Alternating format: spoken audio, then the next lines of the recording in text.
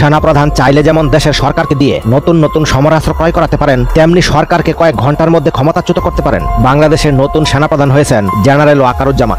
6 মাসেই আওয়ামী লীগ এত চাপে কেন, এই শোনান। আসলেই তাই, পরিবর্তন আনতে চাই বিএনপি, আবারও মাঠে নামতে চাই নতুন আঙ্গিকে। মানুষের মধ্যে ভোট দিতে না পারার একটা দুঃখ বেদনা বহুদিন ধরে আছে। দর্শক, নির্বাচনে 6 মাস যেতে না যেতেই আবার কঠিন চাপে পড়ে গিয়েছেন ক্ষমতাসীন দল আওয়ামী লীগ। সরকারের সীমাহীন উদাসীনতা আর কার্যকরী পদক্ষেপ না থাকায় সিলেট অঞ্চলে বন্যা পরিস্থিতি ধ্বংসাত্মক হয়ে উঠেছে। পল্টনে সংবাদ সম্মেলনে এমন অভিযোগ করেন বিএনপির সিনিয়র যুগ্ম মহাসচিব রিজভী আহমেদ। ঢাকা মেট্রোপলিটন পুলিশের সাবেক কমিশনার জনাব আসাদুজ্জামান মিয়া দেশে নেই, উনি আমেরিকা আছেন। মিডিয়াতে এরকম একটা নিউজ দেখলাম, উনি পালিয়েছেন বলতে পারতাম আমরা, এটা যদি বাংলাদেশ না হতো আর এটা যদি আওয়ামী লীগের একটা স্বৈরাচারী মাফিয়া রেজিম না হতো। প্রিয় দর্শক, আসসালামু আলাইকুম। শেখ হাসিনার পতন হতে চলেছে। নতুন সেনাপ্রধান হুঙ্কার এবং ভাষণ দিয়ে বলেছে শেখ হাসিনার তাড়াতাড়ি পতন হবে। আপনারা কিন্তু ইতিমধ্যে জেনে গিয়েছেন পুরাতন সেনাপ্রধানকে কিন্তু বরখাস্ত করেছে এবং এই বাংলাদেশ থেকে তাড়িয়ে দিয়েছে। সেই সাথে সাথে কিন্তু নতুন সেনাপ্রধানের দায়িত্ব সেনাপ্রধানকে দেওয়া হয়েছে। সেই সেনাপ্রধান কিন্তু শেখ হাসিনাকে পদত্যাগের হুঙ্কার দিয়েছে। আমার মুখের কথা নয়, আজকের এই ভিডিওতে আপনারা বিস্তারিত মাধ্যমে দেখতে পারবেন। ভিডিওটি স্কিপ না করে সম্পূর্ণ দেখবেন। সেই সাথে 4 মাসের মাথায় কিন্তু শেখ হাসিনা এবং আওয়ামী লীগের পতন হবে এমন ঘোষণাও কিন্তু দিয়েছে যুক্তরাষ্ট্র এবং সেনাপ্রধান। আপনারা কিন্তু সকলে জানেন বাংলাদেশের সেনাপ্রধানের অনেক দাম রয়েছে এবং মূল্য রয়েছে। সেনাপ্রধান যা বলবে সে তাই হবে। তার জন্য শেখ হাসিনার এখন চুপসে যাওয়ার দিন এসেছে। সেই সাথে সাথে বিএনপিরা উল্লাস করছে। আজকের এই ভিডিওতে আপনারা বিস্তারিত এবং প্রমাণের মাধ্যমে সব কিছু দেখতে পারবেন। বেশি কথা বলবো না, আপনাদের বিস্তারিত ভিডিওতে নিয়ে যাব। বিস্তারিত ভিডিওতে যাওয়ার আগে যে ভিডিওর মূল অংশ বিশেষ দেখিয়ে ভিডিওটি শুরু করেছিলাম, সেই ভিডিওগুলো আপনারা ধাপে ধাপে দেখতে পারবেন। প্রিয় দর্শক বন্ধুরা, এই ভিডিওটিকে লাইক দিয়ে চলুন আমরা ধারাবাহিকভাবে সেই বিস্তারিত ভিডিওগুলো একে একে দেখে আসি। প্রধান চাইলে যেমন দেশের সরকারকে দিয়ে নতুন নতুন সমরাস্ত্র ক্রয় করাতে পারেন, তেমনি সরকারকে কয়েক ঘন্টার মধ্যে ক্ষমতাচ্যুত করতে পারেন। বাংলাদেশের নতুন সেনাপ্রধান হয়েছেন জেনারেল ওয়াকারুজ্জামান। এ পর্যন্ত বাংলাদেশে 18 জন সেনাপ্রধান হয়েছেন। এক একজনের সমরাস্ত্র ক্রয় ক্ষমতা এক এক রকম ছিল। অনেকে হয়েছিলেন আলোচিত এবং সমালোচিত। কোনো সেনাপ্রধান বাংলাদেশকে দেখিয়েছেন স্বপ্ন, আবার কোনো সেনাপ্রধান বাংলাদেশের স্বপ্ন ভেঙে দিয়েছেন। এ ভিডিওতে থাকছে গুরুত্বপূর্ণ কিছু তথ্য, চলুন বিস্তারিত জেনে নেওয়া যাক। সেনাবাহিনীর প্রধান হিসেবে আমাদের বাংলাদেশে 3 বছর দায়িত্ব পালন করার সুযোগ রয়েছে। 2021 সালের জুন মাসের 24 তারিখে 17তম সেনাপ্রধান হিসেবে জেনারেল এস.এম. শফিউদ্দিন আহমেদ দায়িত্ব গ্রহণ করেছিলেন। নিয়ম অনুযায়ী 2024 সালের জুন মাসে তার 3 বছর মেয়াদ শেষ হয়েছে। এখন জেনারেল এস.এম. শফিউদ্দিন আহমেদকে অবসরে যেতে হবে। বাংলাদেশ সেনাবাহিনীতে সেনাপ্রধান হিসেবে 3 বছরের বেশি দায়িত্ব পালন করার সুযোগ নেই বললেই চলে। তবে প্রতিরক্ষা দপ্তর চাইলেই এর মেয়াদ বৃদ্ধি করতে সক্ষম। তবে মেয়াদ বৃদ্ধির নজির এ পর্যন্ত বাংলাদেশের ইতিহাসে কখনো দেখা যায়নি। কারণ মেয়াদ বৃদ্ধি করতে গেলে সেনাবাহিনীর উচ্চপদস্থ কর্মকর্তারা যারা পরবর্তী সেনাপ্রধান হওয়ার যোগ্য বা তার আশেপাশে রয়েছে তারা অসন্তুষ্ট হন। তাই এ ধরনের সিদ্ধান্ত কখনো নেওয়া হয়নি। বাংলাদেশ সেনাবাহিনী প্রধান কিন্তু যে কেউ হতে পারে না। এজন্য নির্দিষ্ট পদমর্যাদার কর্মকর্তাকে নির্বাচিত করা হয়। সেনাবাহিনী প্রধান 4 স্টার জেনারেল, অর্থাৎ 4টি তারকা রয়েছে, অর্থাৎ বেচের মধ্যে 4টি তারকা রয়েছে। এ দায়িত্ব পালনের জন্য লেফটেন্যান্ট জেনারেল কিংবা মেজর জেনারেল যোগ্য। বাংলাদেশ সেনাবাহিনী প্রধান হিসেবে লেফটেন্যান্ট জেনারেলকে নির্বাচন করা হয়। তবে কখনো প্রয়োজন হলে কিংবা বিশেষ কারণে 2 স্টার মেজর জেনারেলকেও নির্বাচন করা হয়। যেমন স্বাধীনতা যুদ্ধের পর জিয়াউর রহমানকে 2 স্টার মেজর জেনারেল থেকেই ডাইরেক্ট সেনাপ্রধান হিসেবে নির্বাচন করা হয়েছিল। তবে এরকম ঘটনা সচরাচর দেখা যায় না, অর্থাৎ মেজর জেনারেল কিংবা লেফটেন্যান্ট জেনারেল এই 2 পদমর্যাদা থেকেই সেনাবাহিনীর প্রধান হবেন, এটাই কিন্তু নিয়ম। তবে 90 থেকে 95% নিশ্চিত লেফটেন্যান্ট জেনারেল এই পদমর্যাদা থেকে কেউ একজন সেনাপ্রধান হবেন। বর্তমানে বাংলাদেশ সেনাবাহিনীতে প্রায় 50 জন মেজর জেনারেল রয়েছেন। তাছাড়াও 6 জন রয়েছেন লেফটেন্যান্ট জেনারেল। লেফটেন্যান্ট জেনারেলের স্টার সংখ্যা 3টি এবং একটি নতুন স্টার যোগ করে মোট 4টি স্টার দিয়ে সেনাপ্রধানের বেস তৈরি করে সেনাপ্রধান করা হয়। আর এই সৌভাগ্য যার হয়েছে তিনি হলেন লেফটেন্যান্ট জেনারেল ওয়াকারুজ্জামান। তিনি হলেন বাংলাদেশের নতুন 18তম সেনাপ্রধান। এবং বাকি যে আরো 5 জন লেফটেন্যান্ট জেনারেল ছিলেন তারা কেন সেনাপ্রধান হতে পারেননি? তাদের যোগ্যতা কি কম ছিল? কে এই লেফটেন্যান্ট জেনারেল ওয়াকারুজ্জামান? তিনি কেন সেনাপ্রধান হলেন? তিনি কি অন্য কোনো পাওয়ার বা রাজনৈতিক ক্ষমতার কারণে হয়েছেন, নাকি নিজ যোগ্যতার বলেই হয়েছেন? General SM. শফিউদ্দিন আহমেদের আগে যিনি বাংলাদেশের সেনাপ্রধান ছিলেন জেনারেল আজিজ আহমেদ, তিনি 2018 সাল থেকে 2021 সাল পর্যন্ত দায়িত্ব পালন করে অবসরে গিয়েছেন।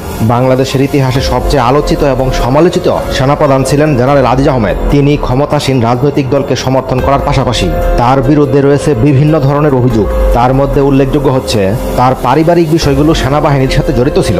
তবে জেনারেল আজিজ আহমেদ প্রচুর পরিমাণে সমরাস্ত্র ক্রয় করেছেন, যা বাংলাদেশ সেনাবাহিনীর সক্ষমতাকে অনেক দূর পর্যন্ত নিয়ে গেছে।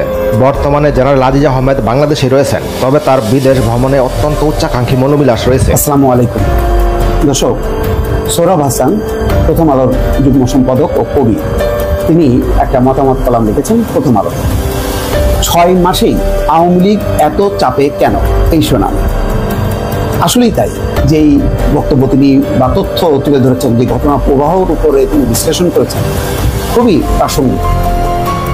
যে আওয়ামী লীগ এত নির্ভর ছিল, একেবারে বলতে গেলে বিএনপি বিহীন, প্রতিদ্বন্দ্বিতাবিহীন, একেবারে নিরঙ্কুশ, সেই তারা দলীয়ভাবে আর স্বতন্ত্রভাবে যেভাবেই হোক না কেন আওয়ামী লীগ 3 ভাগে বিভক্ত হয়ে নির্বাচন করেছে, এটা সবাই জানে।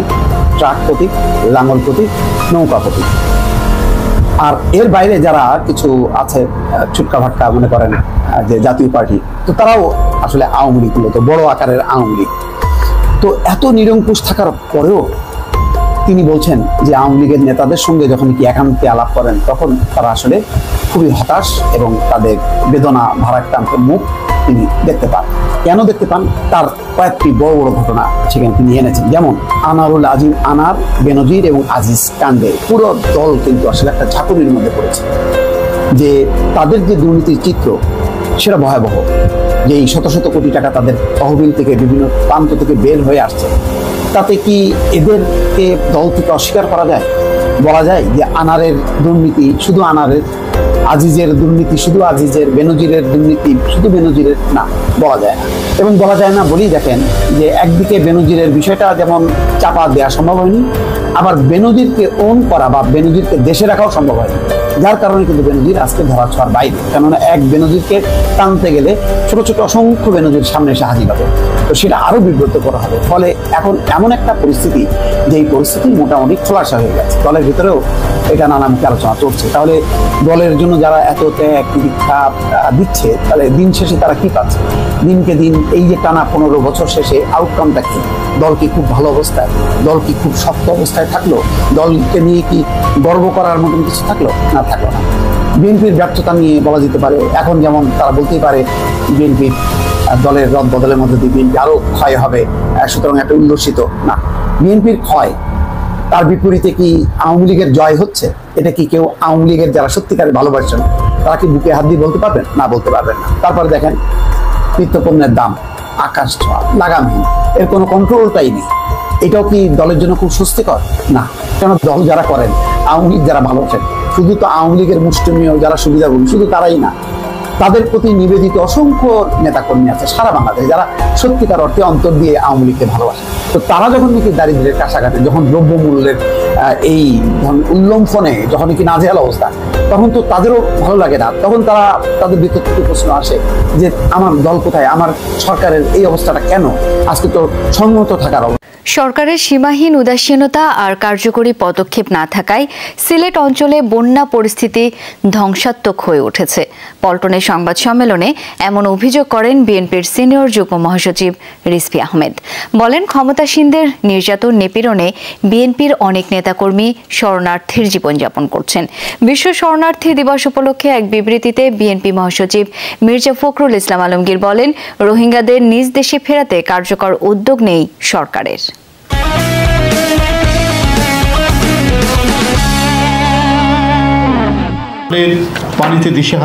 নয়াপল্টনে দলীয় কার্যালয়ে সংবাদ সম্মেলন করেন বিএনপির সিনিয়র যুগ্ম মহাসচিব রুহুল কবির রিজভী। অভিযোগ করেন, সরকারের ভুল নীতির কারণে বিভিন্ন স্থানে বন্যা আর পাহাড় ধসের মতো প্রাকৃতিক বিপর্যয়ে মানুষের ভোগান্তি বাড়ছে। বিশেষজ্ঞদের অভিমত, সিলেটের হাওর উন্নয়নের নামে চলছে অপরিকল্পিত কর্মকাণ্ড। নদীতে বাঁধ দিয়ে স্বাভাবিক গতি প্রবাহকে বাধাগ্রস্ত করার কারণেই বন্যার প্রকোপ বৃদ্ধি পেয়েছে। আওয়ামী সরকার দেশের সার্বভৌমত্ব দুর্বল করে নিজের ক্ষমতাকে আঁকড়ে রাখার জন্য উন্নয়নের কর্মকৌশল নির্মাণ করেছে। বিএনপির এই নেতার দাবি, সরকার জনগণের কথা বাদ দিয়ে ক্ষমতায় কিভাবে টিকে থাকা যায় সেই চিন্তা নিয়ে ব্যস্ত। বলেন, এখনো বিএনপি নেতাকর্মীদের উপর নির্যাতন নিপীড়ন চালাচ্ছে ক্ষমতাসীনরা। নির্যাতনের ধারা নানাভাবেই তারা আরো বৃদ্ধি করেছে। পূর্বের সাথে নতুন মামলা দিচ্ছেন এবং তাদেরকে সাজা দিচ্ছেন। কেউ পলাতক জীবনযাপন করছেন, কেউ ধরা পড়ে জেলের মধ্যে আছেন। আমি এই ঈদের দিনে কিছু গুম খুনের পরিবারের বাসায় গিয়েছিলাম, তাদের কাছ থেকে বর্ণনা পেয়েছি, এটা ভয়ঙ্কর। দুপুরে বিশ্ব শরণার্থী দিবস উপলক্ষে লিখিত বক্তব্য দেন বিএনপি মহাসচিব। বলেন, বিশ্বজুড়েই আশঙ্কাজনক হারে বৃদ্ধি পাচ্ছে শরণার্থীদের সংখ্যা। রোহিঙ্গাদের নিজ দেশে প্রত্যাবর্তন নিশ্চিত করতে আন্তর্জাতিক সম্প্রদায়ের প্রতি আহ্বান জানান মির্জা ফখরুল। ঢাকা মেট্রোপলিটন পুলিশের সাবেক কমিশনার জনাব আসাদুজ্জামান মিয়া দেশে নেই। উনি আমেরিকা আছেন, মিডিয়াতে এরকম একটা নিউজ দেখলাম। উনি পালিয়েছেন বলতে পারতাম আমরা, এটা যদি বাংলাদেশ না হতো আর এটা যদি আওয়ামী লীগের একটা স্বৈরাচারী মাফিয়া রেজিম না হতো। উনি দেশ ছেড়েছেন, এটা পালানো না, কারণ উনি দেশ ছেড়ে যাওয়ার সিদ্ধান্ত সরকার থেকে নেওয়া হয়েছে এবং সরকারের বিভিন্ন পর্যায় থেকে তাকে নিশ্চিতভাবে সহযোগিতা করা হয়েছে দেশ ছাড়ার জন্য। মানে এটা একটা প্যাটার্নে দাঁড়িয়ে গেছে। সরকারের হয়ে সরকারকে সার্ভ করা কিছু কিছু মানুষের ব্যাপারে স্পেসিফিক তথ্য আসবে, তার সম্পদ নিয়ে, তার লুটপাট নিয়ে বিভিন্ন জায়গায় একেবারে রীতিমতো দাগ নাম্বার দিয়ে সম্পত্তি, ফ্ল্যাট নাম্বার দিয়ে ফ্ল্যাটের নাম ইত্যাদি ইত্যাদি, তারপর উনি দেশে থাকবেন না। It was very predictable in fact. যাই হোক, সেটা হলো, সেটা হবারই কথা ছিল। কিন্তু আমি একটা ব্যাপার একটু আলোচনা করতে চাই। মানে এই আলাপটা আমাদের কেউ কেউ করছেন যে জনাব বেনজিরের ক্ষেত্রে যা হলো, জনাব আজিজের ক্ষেত্রে যা হলো, বা এই মুহূর্তে জনাব আসাদুজ্জামান মিয়াকে নিয়ে যা হলো, আমরা ধারণা করতে পারি ভবিষ্যতে হয়তো আরো কিছু কিছু আসতে পারে। কেউ কেউ বলার চেষ্টা করছেন যে এটা আসলে সরকারের দিক থেকে এক ধরনের আইওয়াশ, সরকার এটা প্ল্যান করে করছে এবং এই করাতে তার কোনো সমস্যার কিছু নাই। এটা নিয়ে অনেকেই খুবই উচ্ছ্বাস দেখাচ্ছেন, কিন্তু আদতে এতে সরকারের কোনো ক্ষতি নাই, সরকারের কোনো সমস্যা নাই। সরকারের খুব নির্বিষ ধরনের, খুবই আমি মানে বলার চেষ্টা করছেন যে খুবই, আমরা দুধভাত বলি না, এটা দুধভাত ধরনের কাজ হচ্ছে। আমি এই একটা জায়গায় দ্বিমত করি। আমরা একটু প্রথম জনাব বেনজিরের ক্ষেত্রে আসি। বেনজিরের ক্ষেত্রেও তাকে আসলে দুদক রীতিমতো অ্যাকশনে গেছে, এই ক্ষেত্রে অ্যাকশনে যায়নি, কারণ জনাব ওবায়দুল কাদেরের মনে হচ্ছে তেমন কোনো অভিযোগ নাকি এখনো আসে নাই। আমরা যদি রিপোর্টটা পড়ি তাহলে খুব ভালো মতো দেখতে পারি যে ওখানে কত বিস্তারিতভাবে, কত নির্দিষ্টভাবে তথ্য দেওয়া হয়েছে, এরপর নাকি আসেনি। যাই হোক, ওনার কথাকে খুব গুরুত্ব দেওয়ার কিছু নাই, এটা আমরা খুব ভালো মতো বুঝি। কিন্তু জনাব বেনজিরকে সামন দিয়েছেন, তার সম্পত্তি এবং ব্যাংক অ্যাকাউন্ট ফ্রিজ করেছেন, মানে করেছে সরকারের দিক থেকে, সেটা আমরা দেখতে পেয়েছি। জনাব আজিজের ক্ষেত্রে একটু ডিফারেন্স হচ্ছে। জনাব আজিজের ক্ষেত্রে প্রাথমিক পদক্ষেপ এসছে, আমেরিকার দিক থেকে একটা স্যাংশন এসছে তার বিরুদ্ধে, তার ভিসা রেস্ট্রিকশন দেওয়া হয়েছে, কিন্তু তারই সম্পত্তির একটা ডিটেইলড বিবরণী, খুঁটিনাটি পুঙ্খানুপুঙ্খ আমি এখানে ভিডিও করেছি সেটা নিয়ে। এবং জনাব বেনজিরের সাথে ডিফারেন্সের জায়গাটা হচ্ছে ওনার সম্পত্তি বেশিরভাগই ঢাকা এবং তার আশপাশের এলাকায়, ফলে এটার ভ্যালু জনাব বেনজিরের চাইতেও বেশি হতে পারে তার ভ্যালুর চাইতে। একই কথা আসাদুজ্জামান মিয়ার ক্ষেত্রে প্রযোজ্য। এখন আসাদুজ্জামান মিয়ারও যে পরিমাণ সম্পত্তির তথ্য বেরিয়েছে, এখন পর্যন্ত তাকে দুদক ডাকেনি, যদিও দুদকের আইনজীবী খুব জেহাদি ধরনের কথাবার্তা বলছেন। আমি সেটা একটু পড়তেই চাই। একটা যে রিপোর্টে তার বিদেশ যাওয়ার কথা আছে, সেখানে দুদকের আইনজীবী জনাব খুরশিদ আলম খান বলেন, ছুটির পর তারা অনুসন্ধানের সিদ্ধান্ত নেবেন। স্থানীয় পুলিশের উচ্চ পদে আসীনদের এমন কর্মকাণ্ডে বাহিনীটিতে শুদ্ধি অভিযান জরুরি হয়ে পড়েছে বলে মন্তব্য করেন জ্যেষ্ঠ আইনজীবী। জনাব খান বোকা মানুষ নন নিশ্চয়ই, খুবই বুদ্ধিমান মানুষ হওয়ারই কথা তার। তো এরকম করছে, মানে যারা মাহফুজ আলম বলেছেন, মানে এটা কেউ জানে টানে না, সরকার খুব কিছু সব কিছু থেকে দূরে কিছু লোক পদে গিয়ে তার পদকে মিসইউজ করে এরকম করে ফেলেছে এবং শুদ্ধি অভিযান চাইছেন। জনাব খানদের বোঝা উচিত, জেনুইন একটা শুদ্ধি অভিযান যদি পুলিশে চালানো হয়, সেই মুহূর্তে সরকারের পতন হবে। উনিও জানেন, এই মাঝে মাঝে একটু বিবেক ভাব দেখাতে হয়, তাই উনি দেখালেন। যাই হোক, উনি বলছেন যে এর বিরুদ্ধে ব্যবস্থা নেবে। আমরা ধারণা করতে পারি জনাব আসাদুজ্জামান মিয়ার বিরুদ্ধেও সামন টামনের পরিস্থিতি হতে পারে। একজন তথাকথিত কমিশনার, দুদকে যারা কমিশনার আছে তাদেরকে কমিশনার বলতে আসলে ইচ্ছে করে না। দুদক দুর্নীতি দমন কমিশন বলে, এগুলো কিছুই না, এগুলো সরকারের আসলে একটা পেটোয়া বাহিনীর মতোই। ওটা দিয়ে যাকে ইচ্ছা আপনি শায়েস্তা করবেন, ঝামেলা করবেন, ঠেঙাবেন, এটাই কাজ দুদকের। যাই হোক, এই যে জনাব আসাদুজ্জামান মিয়াকেও আনা হলো, এটা কি সরকারের আসলে খুব সুবিধা হলো, বা এসব নিয়ে মানুষ মেতে থাকলো? কেউ কেউ বলছেন যে আপনি অন্য কিছু করার জন্য এসব নিয়ে মাতিয়ে রাখছেন, কারণ হ্যাঁ, নানান ঘটনা ঘটছে, যেগুলো আমিও কথা বলেছি। বাংলাদেশে বাইপাস করে মানুষের ওপর দিয়ে ট্রেন যোগাযোগ দফায় দফায় করার চেষ্টা করছে। আগে যা ছিল ট্রানজিট, তার এক্সট্রা চিকেন নেক বাইপাস করার জন্য সেন্ট মার্টিনস নিয়ে ক্রাইসিস আছে। কিন্তু আমি উল্টো একটা কথা বলতে চাই, আমরা একটু চিন্তা করি তো, যে ঘটনাগুলো সামনে আসলো সেগুলো কি সরকারের জন্য, মানে আপনি তো আসলে ঔষধের মতো, একটা ঔষধ আপনি গ্রহণ করেন, পৃথিবীর প্রতিটা সবচেয়ে নির্দোষ ঔষধটারও কোনো না কোনো সাইড এফেক্ট আছে। আপনি আসলে ওজন করেন, সেই ওষুধটা খাবেন কেন? কারণ আপনি মনে করেন সাইড এফেক্টের সাথে ডিজায়ার্ড যে এফেক্ট সেটা বেশি আছে। এই তো, এই যে এদের বিরুদ্ধে যা যা হলো, সরকার এগুলো বের হতে দিল, করতে দিল ইচ্ছে করে, এবং আমাদেরকে মাতিয়ে রাখলো। ধরলাম সরকারের পারপাস কি মাতিয়ে রাখা। এই মাতিয়ে রাখার তুলনায় যা বেরোলো সেটার সাইড এফেক্টটা কেমন? ডিজায়ার এফেক্টের থেকে সাইড এফেক্ট অনেক বেশি হয়ে গেল না? তাদের এগুলো কেন বেরোচ্ছে, কিভাবে বেরোচ্ছে, সেটা আমার চেকটা আমি বলবো শেষের দিকে। কিন্তু আমরা একটু চিন্তা করি তো, আপনি যদি মনে করেন ডিজায়ার এফেক্ট হচ্ছে আমাদেরকে মাতিয়ে টাতিয়ে রাখা, আমরা ওই সার্কাসের খেলার মতো এটার পেছনে ঘুরছি, তার মাঝখানে অনেক কিছু চাপা দেওয়া গেল, সরকার আরো অনেক কিছু করবে, তাতে এটা হয়ে গেল। Is it? সরকারকে সবচেয়ে গুরুত্বপূর্ণভাবে সার্ভ করা, জনাব বেনজির, জনাব আজিজ, তাদেরকে নিয়ে রিপিটেডলি বলেছি, সরকারের দুটো ডামি নির্বাচনের আগে এই দুই ভদ্রলোক অত্যন্ত গুরুত্বপূর্ণ পজিশনে ছিলেন। জনাব মিয়াও ঢাকার কমিশনার ছিলেন, সবচেয়ে লোভনীয় পদগুলোর একটা ছিল, এবং হাওয়ায় শোনা যায়, হাওয়ায় ভাষা আমি জানি না, আমি এটা হাওয়ায় ভাষা বলেই বলছি, রাতের ভোটের আইডিয়া নাকি এই জনাব মিয়ার ব্রেইন চাইল্ড, হোয়াট এভার যারি হোক না কেন। সো এইরকম সার্ভ করা মানুষগুলোকে তো আপনি আসলে খেতে দিয়েছেন, সম্পত্তি বানাতে দিয়েছেন, এটাই ট্রেড অফ। সেটাকে আপনি এখন সামনে আনলেন এবং সরকারের ক্ষমতায় থেকে গুরুত্বপূর্ণ পদে থাকা মানুষজন এই পরিমাণ করাপশন করছে, এটি সরকারের জন্য অকল্পনীয় রকম ডিজাস্টার। আসলে কেন বলছি, আপনি আসলে এটা বলতে পারেন না, আপনি জানেন না। আপনি যখন ক্ষমতায় থাকেন, এই ধরনের পদে যারা আছে তাদের প্রত্যেকের তথ্য আসলে বিভিন্ন গোয়েন্দা সংস্থা দিয়ে আপনি নেন নিয়মিতভাবে, ওগুলো রিপোর্ট একেবারে সর্বোচ্চ পর্যায় পর্যন্ত, যেটা সবাই জানেন, সবাই খুব স্পষ্টভাবে জানেন। সো এখানে এসে আপনি যখন বলবেন আমি তো জানতাম না বেনজির কি করেছে, এবার আমি যেহেতু জেনেছি আমি ব্যবস্থা নেব, আমি তো জানতাম না জনাব আজিজ কি করেছে, জনাব আসাদুজ্জামান মিয়া কি করেছে, এবার আমি ব্যবস্থা নেব, এটা বলার আসলে সুযোগ নাই। সুতরাং এই সরকার এই লোকগুলোর সাম পার্সেন্টেজ, আই রিপিট, আমি বহুবার বলেছি, it's the tip of the iceberg, বা এভাবে বলে টিপ অফ দ্য আইসবার্গ। তাদের মূল সম্পত্তি এই দেশে রাখে নাই তারা, তারা যথেষ্ট বুদ্ধিমান লোক, অতি চালাক চতুর লোক, অন্তত সম্পত্তি কেমনে রক্ষা করতে ওইটুকু বুদ্ধি তাদের আছে, তারা সেটা বাইরে রেখেছে। তো দেশেও যতটুকু আছে সেটার যে অঙ্ক দেখা যায়, এটা এই সরকার যে একটা আদতে মাফিয়া সরকার হয়ে গেছে খুব সহজে সেটা প্রমাণ করে, খুব সহজে প্রমাণ করে।